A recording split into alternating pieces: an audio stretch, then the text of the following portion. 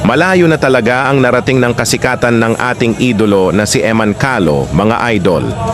Hindi lang dahil sa galing niya sa basketball, kundi dahil na rin sa kakaibang karisma na dala niya sa bawat larong kanyang nilalaruan. Siya na siguro ang matatawag nating complete package pagdating sa mga ligang labas. May talento, may kumpiyansa, may entertainment, at alam kung paano pasayahin ang mga fans. Walang dull moments kapag nasa loob na siya ng court. Mapadribble, pasa, tira, o simpleng pakikipagbiruan sa kalaban at sa crowd, siguradong may mapapabilib at mapapangiti siya.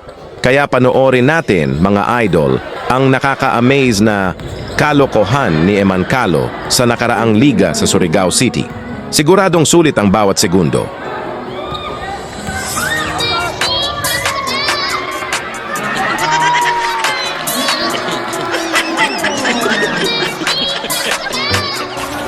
Oh, no.